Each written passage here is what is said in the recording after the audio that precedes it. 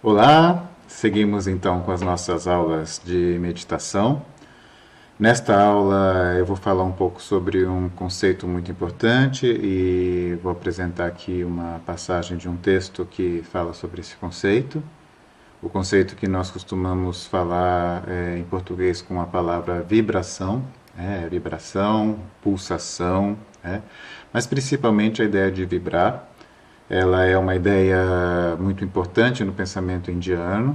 Como eu já disse a vocês neste curso, a nossa abordagem parte de princípios filosóficos da tradição que nós costumamos chamar de Shivaísmo da Caxemira. Chamamos de tradição apenas para facilitar a comunicação, mas é um conjunto de tradições, ou ao menos ela herda uma variada gama de princípios, e isso se dá em torno do século X para o século XI, quando um pensador, um guru, um filósofo, um poeta, um esteta chamado Abhinava Gupta, uma das pessoas mais fundamentais no pensamento indiano, que tem uma data aproximada ali de 975 a 1025, ou seja, virada do século X para o século XI, como aspecto da sua vida.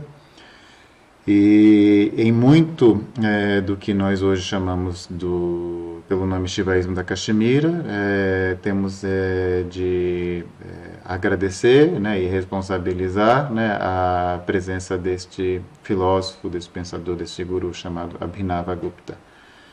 Ele sintetiza ali ao longo da sua vida um conjunto de ideias trazidas na tradição revelada dos textos chamados Tantras, com ideias de textos autorais, com uma presença então de um pensamento reflexivo, filosófico, místico, cosmológico, de autores.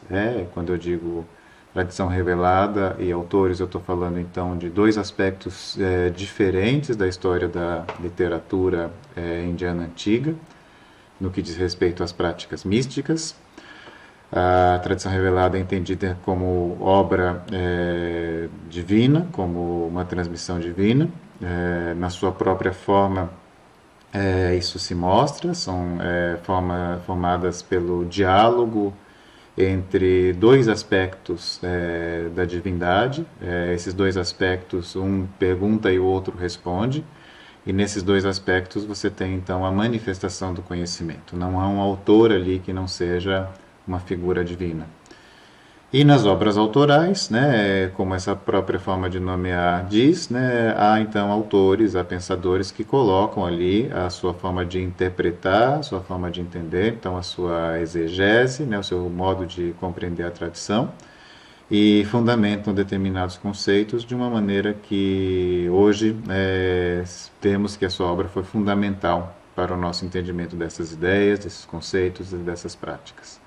O Abhinava Gupta é um autor que traça tudo que ele tem disponível ali naquele momento dentro do Shivaísmo, dos vários Shivaísmos que havia ali na Caxemira, e não só na Caxemira, dos vários ramos das tradições chamadas tântricas, e emprega esse conhecimento na produção de uma obra fundamental chamada Tantra Aloka. Aloka significa luz, e Tantra são esses tratados, são essas obras reveladas.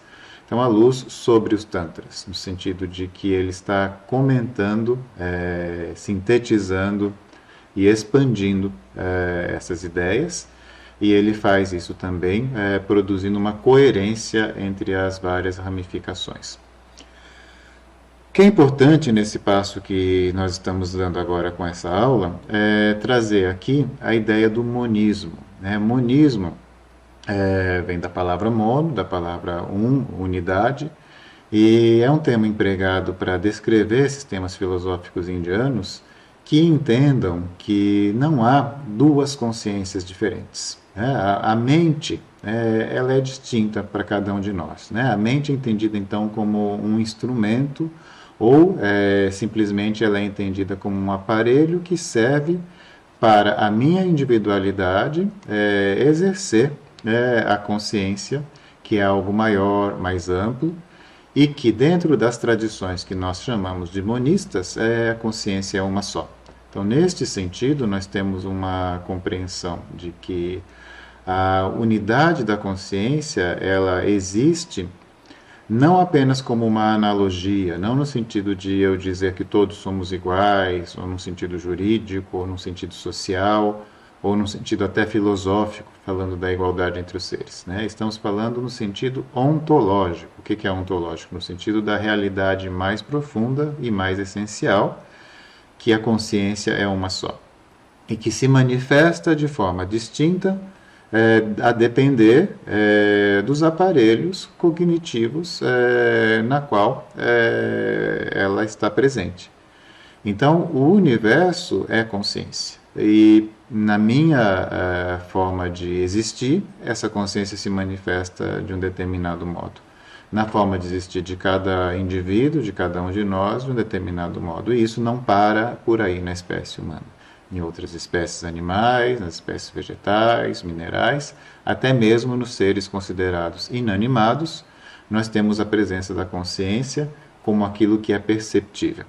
Dizem esses pensadores, e o Abhinavagupta é um deles, que mesmo os seres inanimados são dotados dessa consciência.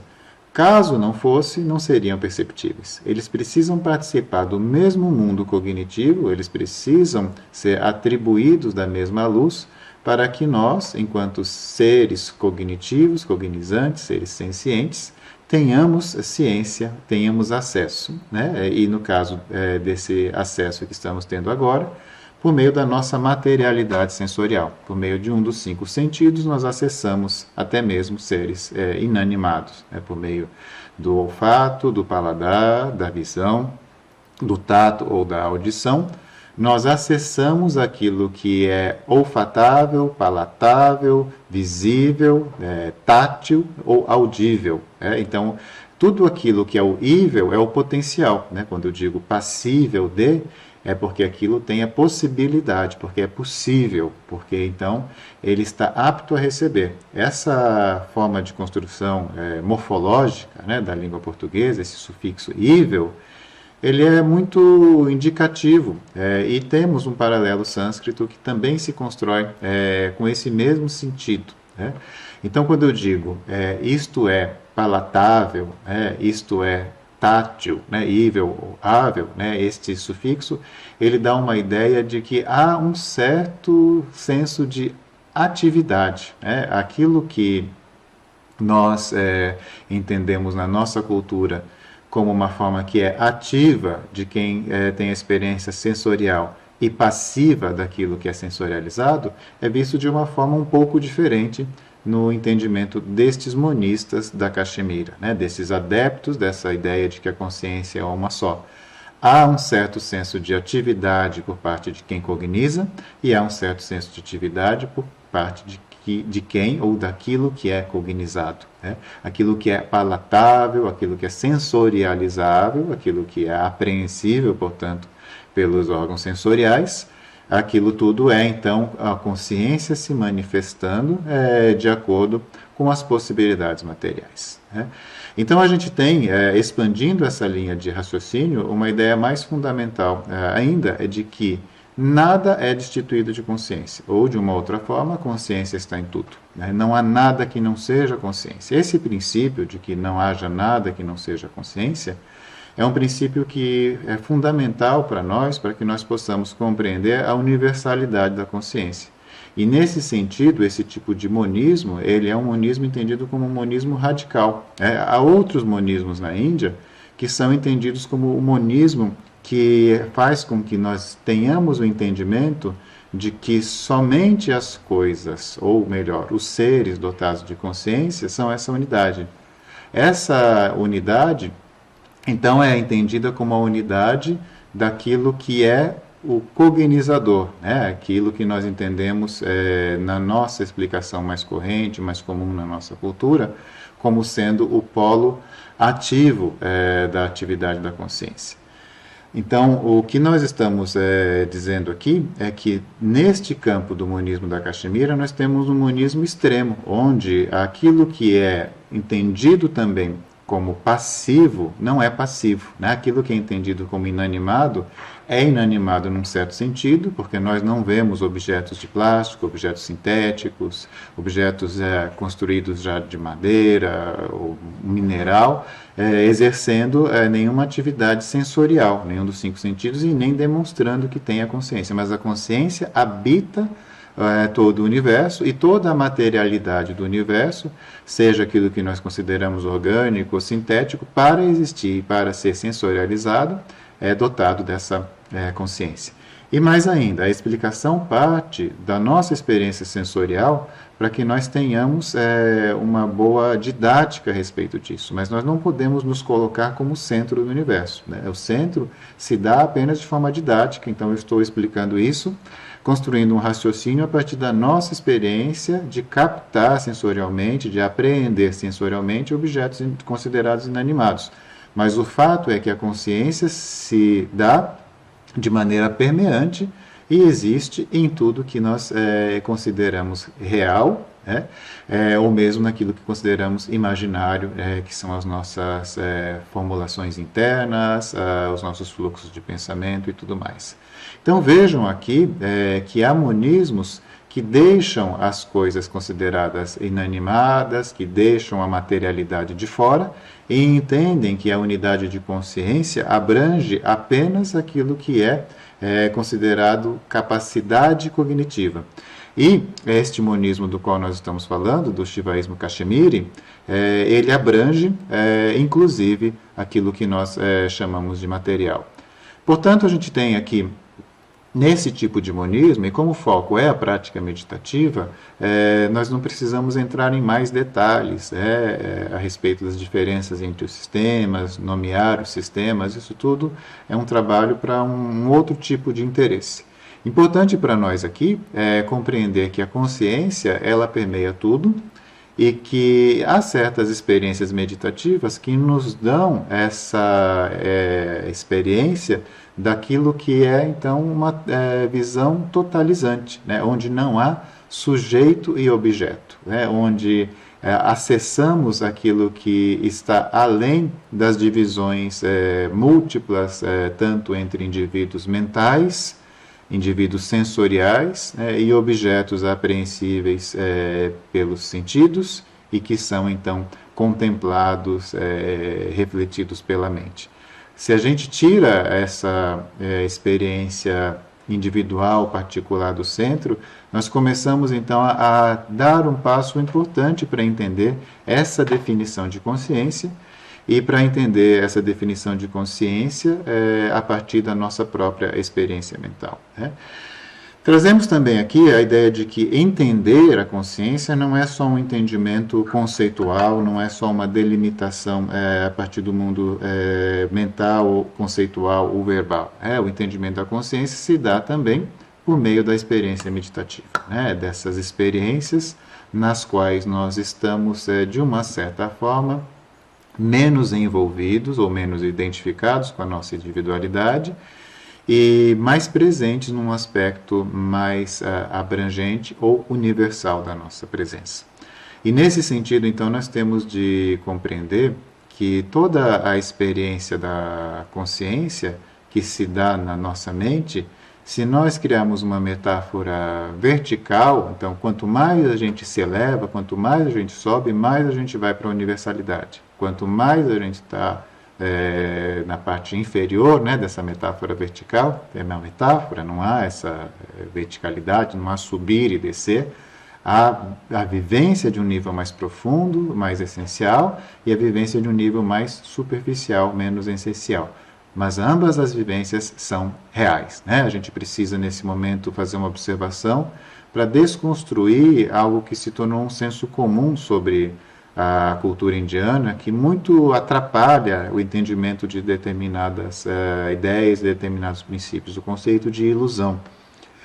Nessa visão aqui que eu estou passando para vocês, a gente não trabalha com esse conceito de ilusão neste sentido. A ilusão ela é uma outra coisa, é uma atividade cognitiva. Mas nessa metáfora vertical, aquilo que é mais superficial, portanto, está no nível inferior, mais próximo da individualidade, né? Maior identificação com as particularidades da personalidade, dos princípios que nós aderimos enquanto indivíduos. Neste sentido, nós não trabalhamos com isso, ilusão. Isso não é uma ilusão, isso também é real. É tão real quanto aquilo que é mais essencial, mais universal e, portanto, menos individual. A ilusão, nesta forma de pensar, se dá quando nós acreditamos que nós somos apenas esse indivíduo, que somos apenas essa personalidade e não temos acesso a uma compreensão mais ampla do que é a consciência e não temos acesso à percepção de que a consciência habita de maneira total, permeante, tudo isso que existe, sejam seres animados, sejam seres inanimados, seja a partir da nossa própria experiência ou não. Isso tudo para introduzir, como eu falei, uma ideia tradicional de vibração. Então, quando a gente fala de vibração, a gente está falando de um conceito muito profundo que vai abranger essa ideia que é como que uma ideia revolucionária de que a consciência está presente em tudo. Portanto, nós não trabalhamos com uma ideia de uma consciência que seja passiva, de uma consciência que seja aquilo que é o oposto do que é mutável. É importante a gente entender que a consciência está em tudo, no que é imutável e no que é mutável, no que é profundo, no que é superficial, no que é uno e no que é múltiplo, naquilo que é universal e naquilo que é individual. Portanto, a consciência, estando presente em tudo, ela vibra em tudo. Ela vibra desde a natureza física das coisas, quando a gente pode presenciar a vibração nas partículas mínimas que nós conhecemos no universo, nos níveis máximos que nós conhecemos de galáxias, que esses indianos antigos chamaram de mundos, mundos diferentes. E temos a ideia da vibração também como uma vibração não material, porque a vibração é sempre uma ideia material de algo que tem um núcleo e que há uma aproximação e um distanciamento desse núcleo, um movimento recorrente, regular e previsível. A vibração ela também acontece no nível cognitivo. Quando a gente observa alguma coisa, a vibração está se dando. E isso é fundamental para nós.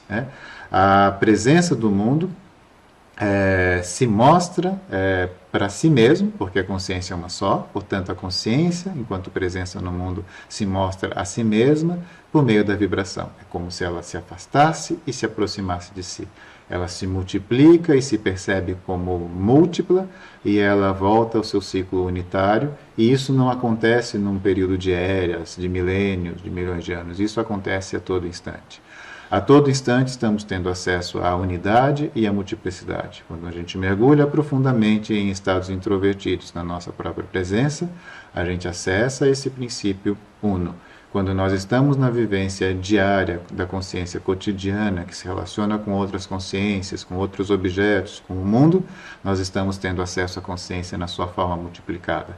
E essas duas realidades, elas atuam simultaneamente. Então, a gente não tem uma ideia cronológica de que o mundo era uma unidade e um dia se tornou multiplicidade, como nós podemos pensar em cosmologias científicas contemporâneas. Nós temos a ideia de que o mundo, enquanto consciência, ele é a semente que, ao ser semeada, ela está sempre se apresentando como multiplicidade. E a semente e a árvore, elas não são duas coisas que se excluem. A árvore torna-se árvore e a semente segue sendo semente. A unidade da consciência segue sendo unidade, ainda que ela se manifeste enquanto diversidade. Então vejam, o poder desse conceito é enorme, e no que nos interessa aqui, nesse primeiro momento, é compreender que a natureza da nossa existência material e múltipla, ela não é irreal. Ela é um dos aspectos da realidade, mas ela não é irreal. Quando a gente fala de vibração, a gente tem um texto muito importante do século IX, chamado Spanda Karika. A Spanda Karika é uma formulação em 51 estrofes, né? E a palavra estrofe em sânscrito pode ser dita de várias formas, e karika é um termo técnico para falar de estrofes que explicam tecnicamente alguma ideia. Então, spanda é vibração, karika é estrofe técnica, então é um texto que nós chamamos de estrofes técnicas da vibração, né? A spanda karika trata desses níveis e dessas ideias, e aqui a gente pode ter então uma boa maneira de concretizar, de solidificar essas ideias por meio da primeira estrofe da Spanda Karika. Nessa primeira estrofe, nós temos aqui em sânscrito Yasyon Mesha Nimesha Abhyam Jagatah Pralayo Dayal Tam Shakti Chakra Vibhava Prabhavam Shankaram Stumaha. Que em português eu traduzi dessa forma: aquele de quem o abrir e o fechar dos olhos traz a aparição e o repouso do mundo, a ele, Shankara, a força da manifestação dos círculos das potências, reverenciamos. Né? Essa estrofe, ela ao mesmo tempo sintetiza aquilo que vai ser o tema da obra, né? Spanda, a vibração, e ao mesmo tempo produz uma reverência aqui, divinizando, né, como é o shivaísmo da Caxemira, é shivaísmo acima de tudo, então há uma ideia de um Deus, há uma ideia de um princípio universal de consciência que não é uma energia no sentido impessoal do termo energia.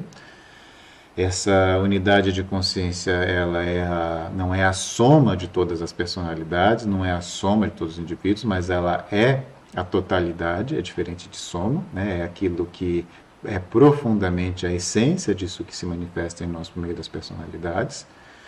E o texto, ao dizer Yasyon Mesha Nimesha Abhyam, aquele de quem, Yasya, Nimesha e o Mesha, né? Um Mesha e Nimesha são dois termos que servem para dizer aquilo que é o fechar e o abrir dos olhos, né? Aquele de quem o fechar e o abrir dos olhos, né? O que nós fazemos quando abrimos e fechamos os olhos? Quando abrimos os olhos, estamos extrovertidos, né? Quando fechamos os olhos, estamos introvertidos, né? Usando essa terminologia extroversão e introversão, não no sentido junguiano, não no sentido que vai falar de tipos psicológicos, mas que fale apenas da força que nós empregamos para o externo ou para o interno, né? Como a mente colocada nesse centro que está entre a nossa essência mais fundamental de consciência, que está além da mente, né?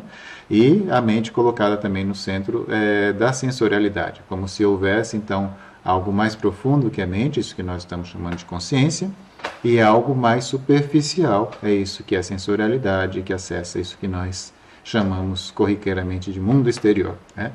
Então, nesse sentido, nós temos o abrir e o fechar dos olhos, o imanifesto e o manifesto, né? Quando fechamos os olhos, enquanto Shiva, estamos falando de um monismo, então não é um Deus exterior, que está no céu, no Himalaia ou em qualquer monte, ele é a nossa essência mais profunda, e quando nós temos acesso, então, a essa ideia, ao abrir, o mundo se manifesta, ao fechar, a essência se manifesta. Então, aquele de quem o abrir e o fechar dos olhos, né, Yasyon Mesha Nimesha Abhyam Jagatah Pralayo Dayal. Pralaya é o repouso, o Daya é a aparição, né? Então, o repouso e a aparição do mundo se dá pelo abrir e fechar dos olhos. Tam Shakti Chakra Vibhava Prabhavam, né? Então, Shakti Chakra, né, são os círculos das potências, os círculos das Shaktis. Aqui, chakra não tem o sentido que nós vemos correntemente como centros ao longo do corpo, nos quais nós projetamos yantras e meditamos, né? O chakra aqui simplesmente quer dizer círculo, né? É um conceito que pode ser explorado num outro contexto, mas que para cá, para a nossa finalidade meditativa, basta entendermos que essa ideia que eu produzi aqui com uma metáfora da verticalidade, ela é produzida aqui com a ideia da circularidade, né? Então, aquilo que é mais nuclear e aquilo que é mais periférico, né? A consciência universal é o núcleo, e nos níveis mais periféricos nós temos a experiência da diversidade, da sensorialidade, das relações entre os múltiplos indivíduos. Então, estando no centro, estamos na experiência da consciência. Então, vejam, temos uma mandala, um diagrama, um yantra aqui representado, com essa ideia de Shakti Chakra. no sentido então de que a consciência universal se desdobra na consciência individual, que se desdobra no aparelho cognitivo, mente e outros aspectos, que se desdobra nos 5 sentidos e que se desdobra na quantidade enorme de elementos exteriores, na materialidade manifesta do mundo. Esses círculos são interpretados dessa maneira e de outras maneiras também na tradição comentatorial, mas para nós interessa aqui essa interpretação que é a mais direta e mais simples para esse momento, para que a gente possa compreender a natureza nuclear da consciência e que tudo aquilo que nós entendemos como universal é acessível ou acessável, pode ser acessado dentro da nossa própria experiência. Então, tudo aquilo que vai nortear a nossa experiência cognitiva, sensorial, é algo universal. Está tudo em nós, né? Nós podemos acessar isso. E isso vibra. Ao alcançar o mundo exterior, isso está numa das polaridades da vibração. Ao voltar para a nossa experiência interior, está em outra polaridade da vibração. Peguem esse conceito e tratem esse conceito de uma maneira muito especial. A cognição enquanto vibração. Qualquer atividade cognitiva, qualquer atividade sensorial, é esse movimento. E seguindo com a leitura do texto, Shankaram Stumaha. Reverenciamos Shankara. Reverenciamos Shankara. Shankara é aquele que produz Sham, aquele que produz serenidade, aquele que produz paz, ou aquele que apazigua as forças da individualidade. E aqui a gente tem uma ideia que é circular, é um ciclo. Eu só posso reverenciar Shankara se eu tiver apaziguada a força da minha personalidade. Caso contrário, eu estou fazendo uma reverência dual. Eu estou colocando um Deus lá fora, entendendo que eu sou distinto desse Deus e fazendo uma relação entre a minha personalidade, aquilo que correntemente chamam de ego, mas notem que eu sempre evito o uso dessa palavra ego descontextualizadamente, para a gente não dar continuidade a uma série de ideias equivocadas, que o mundo New Age produziu a respeito do ego. Então, a nossa personalidade precisa ser apaziguada para que a gente possa abrir o espaço para a universalidade aparecer em nós. Então, a reverência aqui ela tem esse sentido fundamental. Reverência no sentido de que eu me curvo, como é muito típico da ideia de reverência para os indianos, o curvar-se significa dobrar aquilo que é o nível mais individual da minha existência, para que a força universal se apresente. Enquanto eu mantenho essa resistência dessa força de personalidade, a força universal não se mostra em mim. Então, a reverência implica uma humildade de apresentar-se de maneira receptiva a esse universo, a essa força. Então, nesse sentido, a gente tem aqui um caminho de ideias construído, desse texto aqui, que nós chamamos, então, de Spanda Karika. A Spanda Karika segue, ao todo 51 karikas, 51 estrofes. Essa é a primeira, do texto do século IX, que tem uma autoria que é atribuída, ora, a um guru chamado Vasugupta, outro momento é dito Kalata. Independentemente de quem seja, faz parte já dessa tradição autoral, interpretativa, baseada nas ideias dos chamados Tantras, dos Agamas, da tradição revelada, mas constrói aqui esse olhar já dentro dessa tradição desses pensadores, dessas reflexões. Esse texto, ele então vai ser a base para nós podermos compreender os aspectos meditativos presentes nele, e seguimos também com essa ideia, então, de reconhecermos todo o princípio do universo como um princípio dotado de consciência, e essa consciência é uma consciência vibrante, e essa consciência vibra na nossa individualidade, que não é o centro. É muito importante nós termos isso em mente, sempre, por questões éticas, por questões morais e por nosso avanço na prática meditativa. Nós não somos o centro. A consciência se manifesta em nós como ela se manifesta igualmente em outros seres humanos e até mesmo em objetos inanimados. Então, quando nós dizemos que somos essa consciência e associamos essa ideia de consciência a uma ideia de Shankara, uma ideia divinizada, nós temos de entender que, primeiramente, né, divino é o universo, divino é o outro. Né? Se eu começo tratando a mim mesmo como divino, para depois tratar o outro, eu estou num caminho muito equivocado. Né? A ideia da divinização do corpo, da divinização dos indivíduos, né, que essas tradições tântricas, e não só tântricas, prevêem, elas podem produzir problemas éticos muito graves quando nós não divinizamos o outro e divinizamos a nós mesmos. O nome disso é narcisismo, o nome disso é egocentrismo, né, até mesmo megalomania.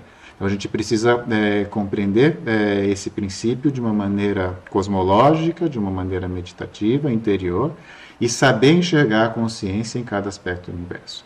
E enxergar essa consciência como uma coisa vibrante, ela não é então um absoluto que está lá isolado do mundo e o mundo corre solto independentemente dela, né? O mundo ela manifesta e ela se manifesta como seres que a apreendem e são apreendidos, ou seja, seres que cognizam e são cognizados de maneira equivalente, ela se desdobra, né? As duas fases da vibração, da unidade para a multiplicidade, do universal para o individual e particular, do central para o periférico, do uno para o múltiplo, e todos esses caminhos são vibrantes, são pulsantes, a todo momento isso está ocorrendo.